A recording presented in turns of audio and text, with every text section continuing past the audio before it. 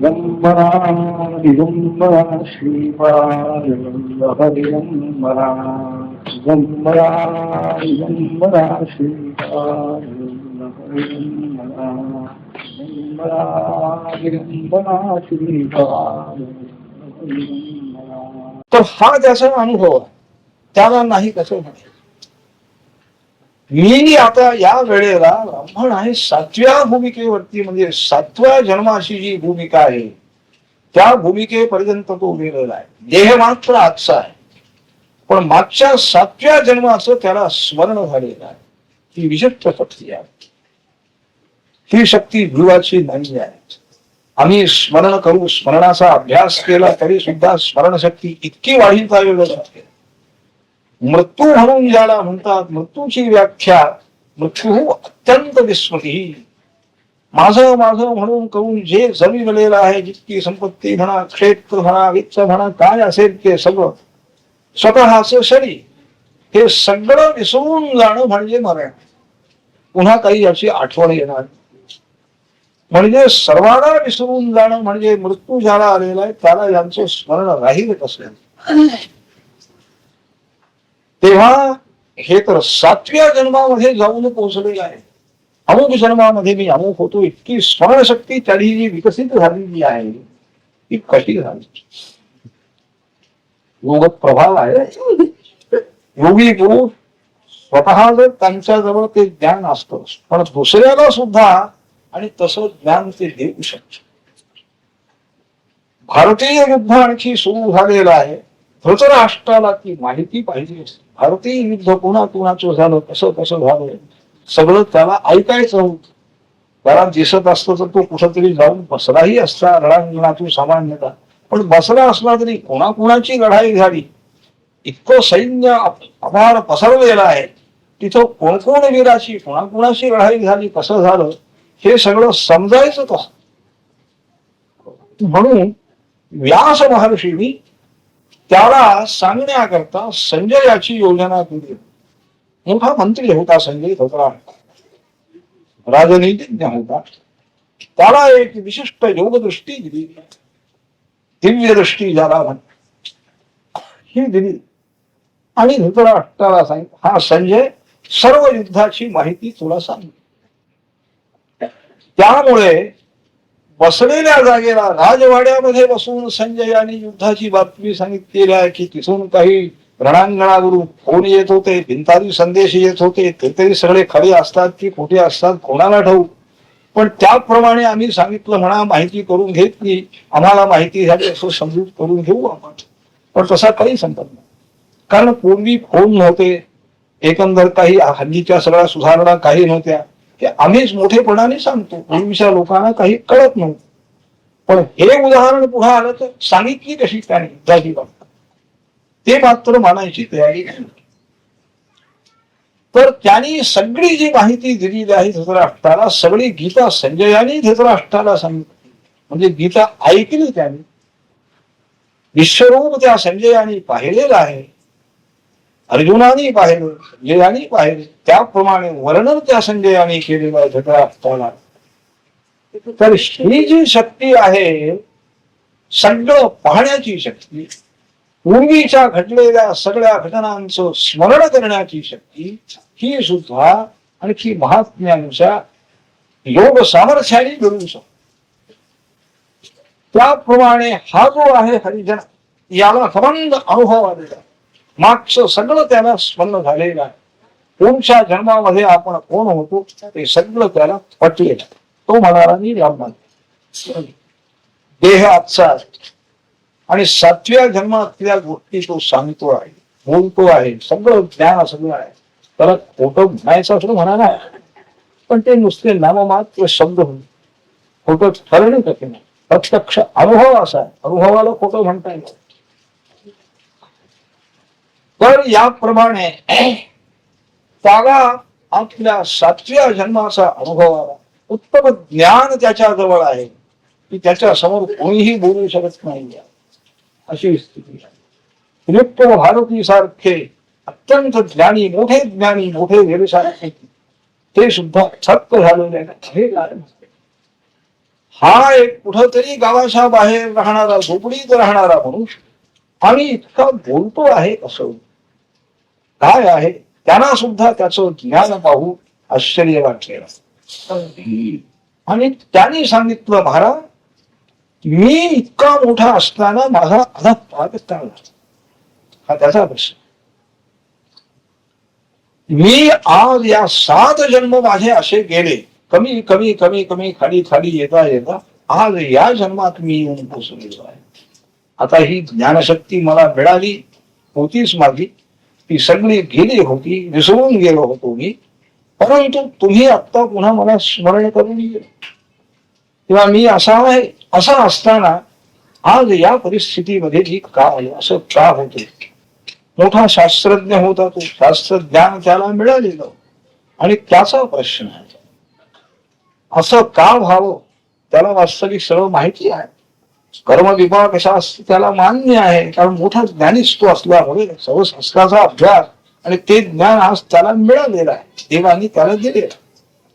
परंतु एक चर्चा करावी म्हणून महाराजांना त्यांनी प्रश्न केले. मग महाराजांनी संपूर्ण एकंदर कर्म विभाग जो आहे, कर्माचं फल कसं कसं मिळतं हे सगळं त्यांनी सांगितलं. पापकर्म जी आहे त्या पापकर्मांचं फल कसं मिळतं हा या वेळेला इथे विचार केलेला आहे. पुण्यकर्माच्या फळाचा विचार या ठिकाणी करण्याची प्रसक्ती नाही आहे. हा अधपात झालेला होता असं म्हणतो आहे, तो माझं एकंदर इतकं ज्ञान का गेलं होतं आतापर्यंत, आता मला मिळालेलं आहे. मला ते सगळं ज्ञान स्फूर्त आहे, सगळं माझ्या डोळ्यासमोर प्रकाश आहे, सगळे सिद्धांत मला माहिती आहे, हे सिद्धही मी करून देऊ शकतो, कोणी आला तरी त्याला काही माझ्यासमोर बोलता येणार नाही, हा सगळं त्याला आत्मविश्वास आहे. परंतु आज जे शरीर आलेलं आहे, आजची जी परिस्थिती आहे, त्या परिस्थितीचा थोडासा तो विचार करत असताना त्याला सगळं जे काही शास्त्र निषिद्ध कर्म आहे, शास्त्राने करावं म्हणून जे सांगितलं त्याला पुण्य म्हणतात, धर्म म्हणतात, आणि जे करू नये, मद्यपान करू नये, हिंसा करू नये, असत्य बोलू नये, हे नको नको म्हणून जे सांगितलेलं आहे तो सर्व अधर्म आहे आणि त्याला पाप असं म्हणतात. तर या पातकाचं फल किती किती प्रकाराने मिळत असतं, कोणत्या कोणत्या पापामुळे कशा कशा प्रकारचं शरीर घ्यावं लागतं, मिळालेलं ज्ञान सगळं विसरून जावं लागतं, केवढी हानी आहे. पशुच्या जन्मामध्ये जायचं म्हणजे सगळंच विसरून जायचं आहे ना, काही नाही. ज्ञान म्हणून जे काही आपण समजतो या मनुष्य जन्मामध्ये, ते ज्ञान सगळं नाही, केवळ अज्ञान. सगळं काय खाणं, आणखी आहार विहार याशिवाय काही दुसरा विचार नाही. हा विचार करण्यास बुद्धी त्यांना आहे, मन आहे, पण त्या मनातली शक्ती गेलेली आहे. शरीर दुसरं आलेलं आहे, मन दुसरं नाही, मन तेच आहे पूर्वीच, पण पूर्वी असणारी विचार करण्याची मानव जन्मामध्ये असणारी शक्ती मात्र बाजूला झालेली आहे, स्थगित झालेली आहे, तिरोहित झाली. नुसतं मनामध्ये खाणं पिणं याच्याशिवाय दुसरा विचार नाही. तेव्हा मानसिक शक्ती सगळी नाहीशी होणं केवळ अज्ञानामुळे अशा प्रकारचं जीवन आहे. शाबूक मारला पुढं चाला, किती मारलं तरी सुद्धा काही तक्रार करता येत नाही, काही करता येत नाही. समोर टाकेल तेच खाल्लं पाहिजे, काम 24 तास केलं पाहिजे, हे सगळं जीवन आहे, पशुपक्ष्यांचं जीवन. आणखी कोणालाही दया येणं शक्य नाही, कितीही राजशासनाची दयाळू असं म्हणवीत असलं तरी ही पशुची दया कुणी करणार नाही. तर याप्रमाणे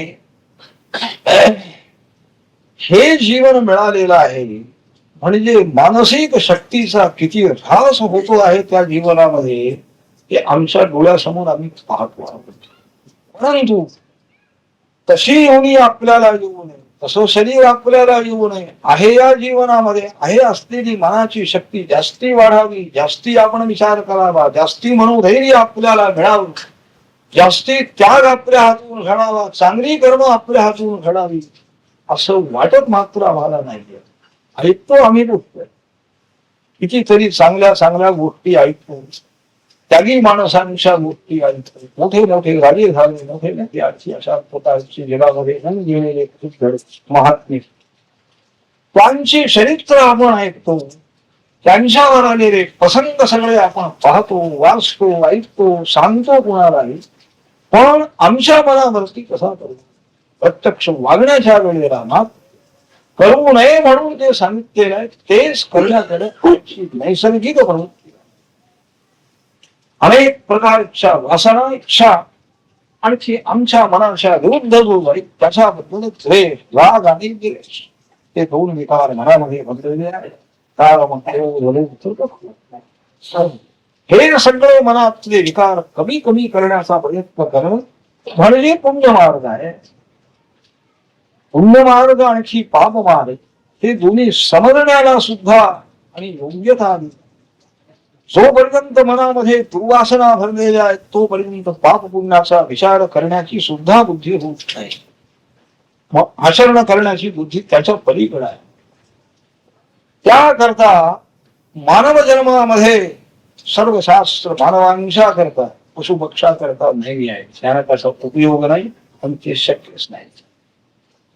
सर्व शास्त्रांची निर्मिती ईश्वराने मानवांच्या करता केली आहे. सगळ्या ऋषी ईश्वराच्या आदेशाप्रमाणे अनेक शास्त्र, अनेक सिद्धांत लिहून ठेवलेले आहे की योग्य बुद्धी ज्याला आहे त्या बुद्धीने त्याला ते पटवू शकतील, पटवून घेता येतील, तसं जी जिज्ञासा असेल तर याकरता त्याला आणखी महाराजांनी ही सगळं कर्माचं फळ म्हणजे पापकर्म, कोणत्या पापापासून चोरी केल्यानंतर चोरीमध्ये सुद्धा कितीतरी प्रकार आहे. सुवर्णाधिक धातूची चोरी आहे, वस्त्राची चोरी आहे, पाण्याची चोरी आहे, फळाची चोरी आहे. दुसऱ्याची जी वस्तू आहे, दुसऱ्याचं स्वामित्व ज्याच्यावरती आहे ती वस्तू त्याने दिल्या वाचून आपण घेणे याचं नाव चोरी. तर ही चोरी जी आहे हे मोठा पाप आहे. स्तेज याला म्हणतात. स्तेज प्रतिष्ठाया महारत्नोपस्थापनम. पतंजली महर्षी योगशास्त्राने जर असते कोणाचीही चोरी करायची नाही हे जर व्रत त्याने पाळलं आणि ते जर बरोबर सिद्ध कुठेही पडलेलं आहे, घ्यायला हरकत नाही आहे, आपल्याला काय, तर ते जर अस्तेय व्रत पाळलं गेलं तर त्याला न मागताना वाटेल की रत्न त्याच्याजवळ मिळू शकतात. नामदेवांची गोष्ट सांगतात किंवा एकनाथ महाराजांची सांगतात म्हणा. एका ब्राह्मणाला म्हणा कोणीतरी परीस दिला. परीस सुद्धा कोणाला पाहायला मिळत नाही आपल्याला, पण आहे गोष्ट आपण ऐकतो. त्याचं सामर्थ्य असं की लोखंडाला त्या परिसाचा संबंध झाला की लोखंडाचं सोनं व्हायचं. तो आता काशी यात्रेला निघाला आणि त्यांच्या जवळ त्यांनी, महाराज एवढं माझा परीस आहे हा तुम्ही ठेवून द्या, मी आल्यानंतर मला परत द्या. त्याला त्याचं महत्व वाटत होत. यांनी आपला नाथ महाराज यांनी तो परीस म्हणजे दगड आहे म्हणाले, त्यांना कशाला बुद्धी तिकडं असेल. सोन्याचीही कल्पना नाही ना परिसाची कल्पना नाही. काय आहे द्वंद्वातीत अवस्थेपर्यंत ज्यांचं मन गेलेलं आहे त्यांना सोनं हे जास्ती किमतीचं आहे आणि दगड हा कमी किमतीचा आहे. हे कशाला त्यांच्या मनात. सोने रुपये आम्हा मृत्तिके समा, सगळी एकच आहे म्हणत, माती एकच. त्याने तो दगड घेतला, कुठंतरी ठेवला, घरात कुठंतरी आगगाडीत कोराड्यात टाकला असेल. त्याला ते आठवण सुद्धा नाही. काहीतरी वर्ष 6 महिन्यांनी तो ब्राह्मण यात्रा करून आला आणि गेला. नाथ महाराजांना विचारलं, महाराज अहो माझा तो परीस द्या की. कुठला परीस म्हणा. अहो मी तुम्हाला जाताना घेऊन गेलो. मग म्हणाली काय तर तो काही दगड होता म्हणाला. तसं काही, अरे दगड नाही महाराज, त्याचं म्हणजे सोनं होतं त्याने. आता कुठे गेलाय मला काही माहिती नाही बाबा, तुम्ही टाकला, मी कुठेतरी ठेवला होता. चाल नदीला अंघोळीला नेत्याला घेऊन गेले आणि ती अंघोळीला गेल्यानंतर नदीमध्ये उडी मारली आणि आतून एक ओंझळभर दगड त्याने आणले. यापैकी तुझा दगड कोणचा आहे तो घे म्हणा. त्याने लोखंड आणले. प्रत्येक दगडाला त्याने लोखंड आलं. प्रत्येक दगडापासून इतके परीस होतो. तुझा कोणचा असेल तो घे म्हणा. त्याने त्यातला एक घेतला, बाकीचे त्यांनी फेकून दिले. म्हणजे निर्माण मोहालित संग दोषा केवढी मनाशी तयारी आहे. आपलं मन किंवा मानसिक शक्तीचा किती विकास त्याने करून घेतलेला आहे. एक परीस काय सगळे परीस वाटेल तितके परीस त्यांना मिळालेले आहेत. ते त्यांनी त्याला घ्यायला सांगितलं. तुझा कोणता? तू म्हणा सगळे काही घ्यायचे नाही, तुझा एक असेल तो घे म्हणा. एक घेतला त्यांनी, तसं काम झालं, तो घरी घ्या. परंतु बाकी उरलेले त्यांनी टाकून घेत. म्हणजे स्वतः सुवर्ण उत्पन्न करणार अशा प्रकारचे अनेक परीस ज्यांना मिळू शकतात, ते मिळून सुद्धा त्यानं त्याच्याबद्दल काही मोहनी पुन्हा त्यांनी गंगेला दिली. ही जी मानसिक विकासाचा जो मानसिक विकास आहे, ही योग्यता जी आहे ती असते प्रतिष्ठान होती असं सांगतात पतंजली. हा प्रयोग आहे. असते असा प्रयोग ज्यांनी कुणाच्या वस्तूचा आणखी अपहार करायचा तर ती वस्तूला स्पर्श करायची नाही. नुसतं इतकंच नाही, तो पदार्थ मला पाहिजे असं मनात सुद्धा येऊ नये, तर ते अस्तेय सिद्ध होत आहे. कायिक, वाचिक, मानसिक तिन्ही प्रकाराने अस्तेय जर सिद्ध झालं तर त्याचं हे फळ सांगता येतं. तो जर प्रयोग सिद्ध झाला तर एक प्रयोग आहे. सध्या प्रयोग म्हणजे आपले पैशाचे प्रयोग चाललेले आहे. अणुबाम निर्माण करणं, संघ लोकांचं जाणं, किती पैसा घालावा लागतो. योगशास्त्राचा अभ्यास करणारा जो साधक आहे त्याचा निदान पैसा तरी जातो, कष्ट होती, कष्ट का राहिला. तर याप्रमाणे या सगळ्या आपल्या मनोविकासाकडे ज्यांचं लक्ष आहे, तो मनोविकास होण्याकरता पुण्य कर्म त्यांनी सांगितलं. धर्म ज्याला आपण म्हणतो तो धर्म म्हणजे पुण्य कर्म. करावं म्हणून जे सांगितले ते करत राहिलं म्हणजे त्याच्या योगाने मानसिक सगळे दोष कमी होतात आणि मनामध्ये असलेल्या शक्ती ह्या जास्तीत जास्ती वाढत जातात. मानसिक शक्ती वाढविल्या. रावणाने ही मानसिक शक्ती वाढली, तपश्चर्या केलेली होती. तपश्चर्या करून त्यांनी ही शक्ती वाढवली.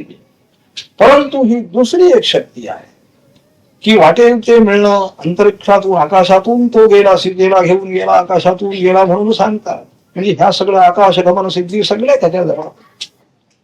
परंतु आकाश गमन म्हणजे चांगदेव सुद्धा आकाशातून वाघावर बसून आले. पण मी मोठा योगी आहे हा जो एक अहंकार त्यांच्या मनामध्ये उत्पन्न झालेला आहे आपल्या सामर्थ्याबद्दल, तो अहंकार मात्र ते दूर करण्याची शक्ती त्यांच्याजवळ. ज्ञानेश्वर महाराज सामोरे गेले, भिंतीला सांगितलं त्याने जाऊया, म्हणाले त्या योगी पुरुषाला समोर जाऊया. भिंत चालायला लागली असं आपण ऐकतो आहोत. म्हणजे दगडा मातीच्या भिंतीमध्ये सुद्धा ज्यांच्या संकल्पाने क्रिया उत्पन्न झाली त्यांची शक्ती मोठी. का चेतन ऐकणारा वाघ, हातामध्ये चाबूक घेणारे सर्कशी जे लोक सुद्धा वाघाला आपल्या ताब्यात, तो चेतन आहे, ऐकू शकतो. त्या चेतन प्राण्यावर आणखी आपली सत्ता ठेवणारे चांगदेव मोठे. का अचेतन दगडामातीवर सुद्धा ज्यांची सत्ता आहे त्यांची शक्ती मोठी. हा विचार केलेला असताना ज्ञानेश्वरांची शक्ती मोठी असं मानावं. मग अभिमान कोणी बाळगला पाहिजे. नुसत्या वाघाला आणखी धरून आणलं किंवा आकाशातून आलो त्यापेक्षा अचेतन दगडा मातीवर ज्यांची सत्ता आहे त्यांनी अभिमान दाखवला असता तर तो चांगला योग्य ठरला असता. पण आश्चर्य असं आहे की एवढी जवळ शक्ती असताना सुद्धा त्याचं स्मरणही नाही. मी मोठा आहे, तुझ्यापेक्षा मी मोठा आहे, मनात सुद्धा ऐकलं. सर्व विश्व हे परमात्मा स्वरूप आहे, त्यात कमी जास्ती कोणीही नाही. ही एक दृष्टी, ज्ञानदृष्टी त्यांना उत्पन्न झाल्यामुळे ज्ञानेश्वर कसे वागतात, काय वागतात, त्यांच्या बुद्धीनं त्या बुद्धीप्रमाणे ते वागतात. त्यांच्या बुद्धीमध्ये ते सापडलेले आहे. पण बुद्धीच्या पलीकडे असलेलं जे तत्व आहे त्या तत्वापर्यंत ज्यांची बुद्धी जाऊन पोचली, त्यामुळे सगळेही दोष ज्यांच्या बुद्धीतून गेलेले आहेत, निर्दोष शुद्ध बुद्धी झाली. त्या महात्म्यांच्या जवळ स्वतः जवळ कितीही सामर्थ्य असतं तरी त्याचीही त्यांना आठवण राहत नाही आहे. म्हणजे अहंकार सुद्धा बाजूला करणं ही सर्वात मोठी शक्ती आहे. तर या करता म्हणून सगळी धर्म, पुण्य वगैरे सगळी कर्म आहे. आणि आज तो विचारतो आहे त्याप्रमाणे त्याला गुरु महाराजांनी सर्व ही जी पापकर्म जेवढी आहेत त्या पापकर्माची यादी त्याच्या पुढे सोडीचं वर्णन आहे. अनेक प्रकारची आणखी परस्त्री संग करणं वगैरे वगैरे अनेक त्याच्यामध्ये कितीतरी आणखी विचार त्यांनी मांडलेले आहे. आणखी त्यामुळे मनोमालिन्य किती वाढत जात, मनाची शक्ती किती आणखी बंद होते, हे सगळं त्यांनी वर्णन. हानी म्हणजे ही आहे. काय शरीरामध्ये काय होईल किंवा काही नाही, आपल्याला नुकसान झाली असं काही वाटत नाही. वाटेल तितकं पाप केलं तरी मनुष्य कोर्टामध्ये गेलं तरी ती निर्दोष सुटून येतो, अशी ही बुद्धी त्याला सहाय्य करती आहे. निर्दोष सोडवतात, त्याला सगळं करतात. हे सगळं घडलं, परंतु मन म्हणून जे आहे, बुद्धी तत्व ज्याला म्हणतात, केवढा त्याच्यामध्ये मोठी शक्ती आहे. त्या शक्तीचा मात्र ऱ्हास झालेला आहे, हे त्याच्या लक्षामध्ये येईल. मी निर्दोष झालेलो आहे, आता पुन्हा पाप करायला मोकळा झालो, कोणी मला आणखी अडकवू शकत नाही. जास्ती अहंकार, हा पाप कर्म करण्याबद्दलचा अहंकार जास्ती वाढत राहतो आहे. रावण किंवा हिरण्यकशिपू यांच्या प्रमाणे आणखी शेवटपर्यंत त्याच्या असून कधीही चांगला मार्ग आचरला जातो. अधःपात हळूहळू त्याचा अधःपात व्यावहारिक दृष्टीनं काही दिसून येणार नाही, परंतु त्याची बुद्धी इतकी आणखी ज्ञान त्यातलं इतकं कमी कमी होत जात आहे अहंकारामुळे, की शेवटी पशुपक्षाच्या कोणत्या तरी जन्माला जावं लागेल. म्हणजे ज्ञानशक्ती संबंध बंद झालेली आहे. हे शास्त्र आहे, शास्त्राने सांगितलेलं आहे. आणि त्या शास्त्राप्रमाणे हा जो आहे याला अनुभव आलेला आहे, तेव्हा त्याने हट्ट घेतला. तेव्हा म्हणाला, मी आता विप्र आहे, ब्राह्मण झालेलो आहे, कारण त्याप्रमाणे सगळं मला मी सांगू शकतो. हे आता उदाहरण आहे, पुरावा आहे. वाटेल ते बोलू शकतो मी, शास्त्रातले सगळे सिद्धांत मी मांडू शकतो, किंवा मला ब्राह्मण म्हणायला काय हरकत.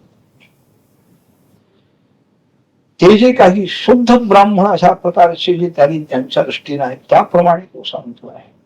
तपस्वी अशा प्रकारचे पुरुष, त्या पुरुषांच्या मध्ये मला नेऊन बसवा, तुम्ही अभिमंत्रण करा, मला आणखी त्याप्रमाणे योग्यता द्या, असं त्याचं मागणं आहे.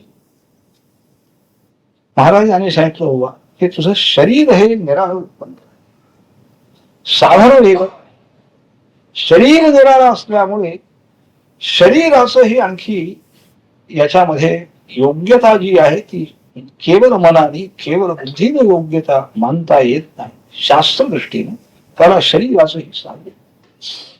यांत्रिक यंत्र जर निर्माण करायचं झालं तर यंत्रामध्ये अंतर्बाह्य सगळी नक्की योजना असावी लागती.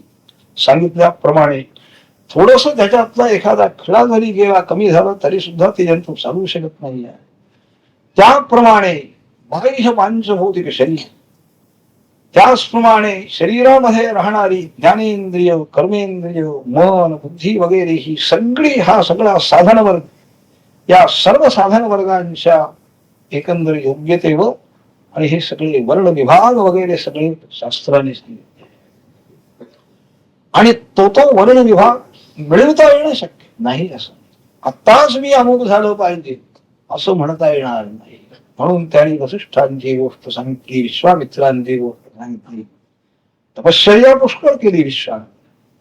आणि मी ब्रह्मऋषी आहे, देवाने सांगितलं की आम्ही काही निर्णय देऊ शकत नाही, आमचे गुरु महाराज वसिष्ठ ऋषी आहे, त्यांनी जर तुम्हाला ब्रह्मर्षी म्हणून मान्यता दिली तर आम्ही मान्य करू. वसिष्ठांच्याकडे विश्वामित्र गेले, ते म्हणाले, त्यांनी काही ते काय कबूल केलं नाही, रागावले विश्वामित्र.